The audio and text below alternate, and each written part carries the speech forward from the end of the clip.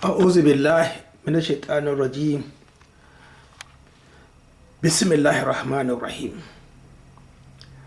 A brother sent me a request through Facebook, asking me if I have a video on how to observe the obligatory prayers practically, that is according to the actions of Rasulullah sallallahu alaihi wasallam. I replied that I have seen a lot of videos, but they do not actually appease me. Now, the video which is most common is the prayer from Masjid al-Haram and Masjid Rasulullah sallallahu alaihi wasallam in their television stations. Also, there are other prayers transmitted from some North African countries, and Friday prayers from other places, say like the Ahmadiyya. I used to see the Iranians, but all of them are not according to the Sunnah of Rasulullah sallallahu alaihi wasallam. So he requested me to make a video, but unfortunately I don't have the theater to make a video on obligatory prayers. But all what I will do is I will explain, and then you follow from the station you tuned, showing how to observe obligatory prayers. I will begin from ablution, because also ablution there are mistakes. Now, when you begin your ablution, you have to say Bismillah ar-Rahman ar-Rahim. Then you wash your hands 3 times.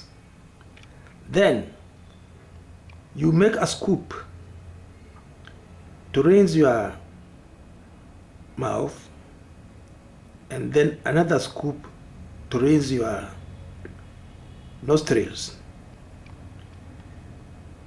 3 times. Don't separate them. Make them tawassul, one in sequence, one following the other. You should be prepared for obligatory prayers at least 15 minutes before the time. Respect Allah subhanahu wa ta'ala, give him his right, and also honor Rasulullah sallallahu alaihi wasallam. That is the first step of your gratefulness and desire appreciation that Allah will forgive you. Then you move to the mosque, observe your nafal prayer as much as you can, and once the prayer time is called, muazzin, then you wait. The imam should not waste his time in the usual way of waiting for others, those who are not serious, who don't like to honor Rasulullah sallallahu alaihi wasallam and treat him with due respect. Nowhere should the imam wait for 5 minutes. So that should be the standard. Now, Takbiratul Ihram, you raise your fingers to the level of your earlobes. I don't think I have seen any mosque in which the Sunnah is followed. That is, the skin, the outside, that is your nails, should face the Kaaba, not the inside, not the hollow with the creases. No, it is the back, which is the button. So you should raise with your nails facing the Kaaba. Allahu Akbar. Then you fold your fingers the right over the left, above your chest. Okay? Then you begin by iftitah, which is subhanallah walhamdulillah wa la ilaha illallah allahu akbar wa la hawla wa la quwwata illa billahi al-aliyyil azim a'udhu billahi minash shaitanir rajim. Now, Bismillahir Rahmanir Rahim is part of Surah Al-Fatiha Al-Kitab, which means you must recite it. If it is Maghrib, Isha, in any night prayer to Fajr, you recite it loudly. Zuhur, Asr, silently. It is the Sunnah. Then, after reciting Fatiha Al-Kitab, be careful. You see, breathe in and out for each surah, or for each verse rather. Then when you say Daalin, you also make a break. Then you begin reciting the surahs. And this is how you recite the surahs. For Zuhr prayer, you recite from minimum of 30 verses.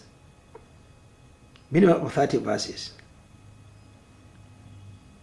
Okay, so you can recite them silently or loudly according to which prayer you are. Silently, minimum of 30 verses for Zuhur prayer. In the first rak'ah, begin from the top. Begin from verse 1 always. Don't take downwards. Don't extract. In the second rak'ah, you recite 15 verses. Then third and the fourth, Fatiha Al-Kitab. Then, how do you bend forward for ruku'? The ruku' again, you lift your hand to the same level, the nails facing the Kaaba. Then you bend forward. The moment you begin to bend forward, you say Allah. Then by the time you go down, finally you should end with Akbar, Allahu Akbar. Then you recite Ta'zimi, Subhana Rabbil Azim wa bihamdihi. How many times? I make it 12 at the minimum for Zuhur, Asr, and the Maghrib prayers. And the Isha, 12 times in the first rak'ah. Subhana Rabbil Azim wa bihamdihi, Subhana Rabbil Azim wa bihamdihi, counting with your fingers, starting from the right. 12 is witr. Okay? Then you raise up again, Sami Allahu liman hamidah, Rabbana wa lakal hamd, Allahumma Rabbana wa lakal hamd, or any supplication you deem necessary, or you accept, or you like. Then also you say the Rabbi al-Hamd, or any supplication also 12 times. You see, you allow your muscle spindles to rest. That is essential. So reciting 3 times is wrong. 3 times means that is the least number making your rak'ah acceptable. 3 times. If you fail to recite 3 times, you have to repeat that particular rak'ah. Then you go down for prostration. Again, Allahu Akbar You begin as you bend forward, and the Akbar should end as you put your forehead and nostrils on the ground. So what you do is you flex your knee joint. Flexing your knee joint, and then your palms should touch the ground or the carpet, and then your forehead, and then your nostrils. Then you say Subhana Rabbiyal A'la wa bihamdihi, also 12 times. If you want to raise your face, you begin with the nostrils, then the forehead, then the palms, and then you sit down on your left leg, slightly fixed. The toes are fixed. Then you say any supplication you want 12 times. Then you bend forward again for another sujood. Then you repeat Subhana Rabbiyal A'la 12 times. Then when rising, you begin with your nostrils, forehead, upper limb, the trunk, and then the knee joint, and then the elbow, then the ankle joint. Then you raise up with Allahu Akbar, ending with Kabar by the time you are up, and then lifting also your hands. Then these are repeated in the second rak'ah 9 times. You sit down, you make your tahiyat. Then at the end of the first tahiyat, you again say you seek for forgiveness.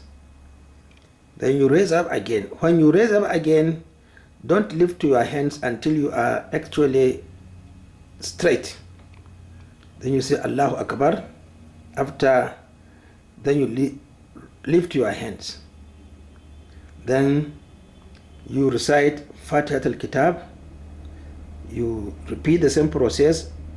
Allahu Akbar. Sami Allahu lima hamidahu. Allahu Akbar.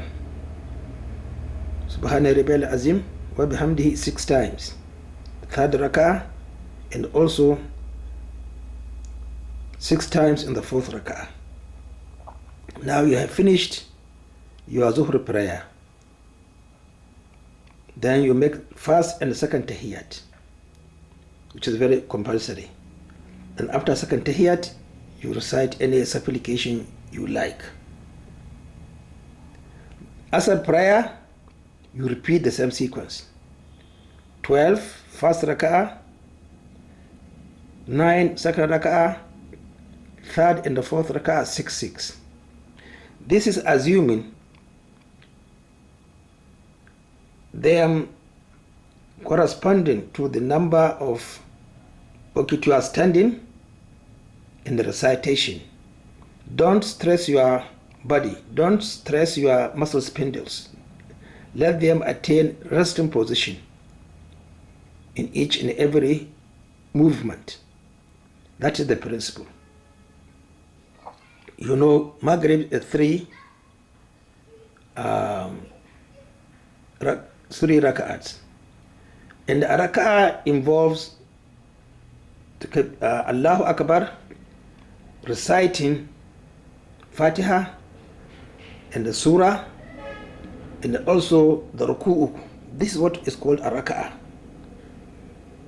If you come and find the Imam in this position, you have to recite Allahu Akbar, Fatihat al-Kitab, and Surah, that is in the first and second rak'ahs, or only Fatihat al-Kitab in the third and the fourth rak'ah, before your rak'ah is complete and acceptable.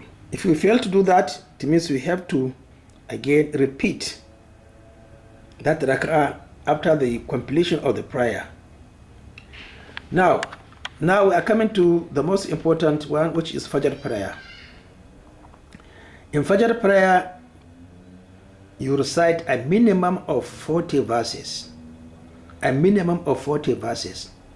Beginning from the first verse of the surahs you chose, between Baqarah to Qaf. This is very, very, very, very important, my friend.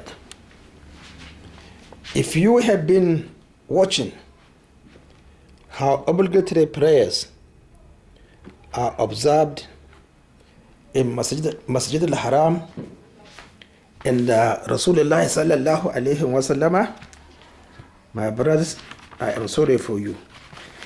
I have been honest, straightforward, uncompromising, that I don't know for how long, but most of our brothers are in hellfire because they attend the pilgrimage without actually establishing the Sunnah during prayers. So you recite from Baqarah to which verse? Qaf, which surah? Qaf. Minimum 40 verses. Minimum 40 verses. So if you choose that range, you are not supposed to recite for, I think, for example, the verses that are less than 40. I think Qaf is less than 40. Muhammad is less than 40. Fatah is less than 40. Hujurat is less than 40. But again, you recite Qaf complete because it is 48 verses, I think. Okay? You can recite Surah Al-Ra'ad and you must perform the sujodah. So practically, I often, I think 4 times in a year or 6, I recite Surah Al-Baqarah. How do I recite Surah Al-Baqarah? I recite 188 verses in the first rak'ah. It's actually long. So what do? I recite 143 verses sitting down, then I stand up and read from 145 to 188 verses standing. That is the regulation. If you are reciting long verses or long surahs to be divided into 2, that is the rule. You are supposed to do it in the ratio of 2 to 1. In the first rak'ah, like this one, you recite 188 verses. And then, because Surah Al-Baqarah is 286 verses, it means I will recite 98 verses in the second rak'ah, which is approximately 2 to 1. Then I recite it either in the manner I did before, reciting from 189 to 229 or to 230. Okay, depending upon why it is most appropriate to stop. You can recite to probably up to 240 something, 242, or because if you do that one, you have only about 42 verses to make it 286 or 286, correct. So this is the practical example. If you take another verse, for example, Surah Hajj, which is I think 76 verses. How do you recite it? You recite it from the first surah to which number?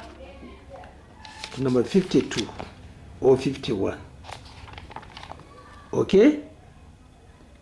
Then there is sajda. You have to make prostration at verse 18. So after making prostration, sujood, then you stand up and then recite up to verse 51. It's an appropriate place to, or verse 50 to stop. Then from verse 50, you again continue to verse 78. You understand? This is the way to recite verses. I mean the surahs. 2 to 1. 2 to 1 in Maghrib. Sorry, in Fajr prayer. Always 2 to 1. Now, if you, for example, now recited Suratul Arafi, because there is sujood in the last verse, which is 200 and I think 10, then you have to continue with Suratul Anfal. I usually stop at the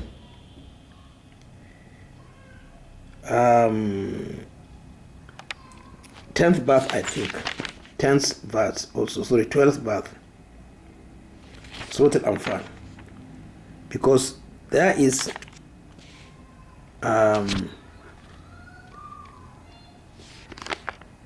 sujood in Surah Al-Arafi.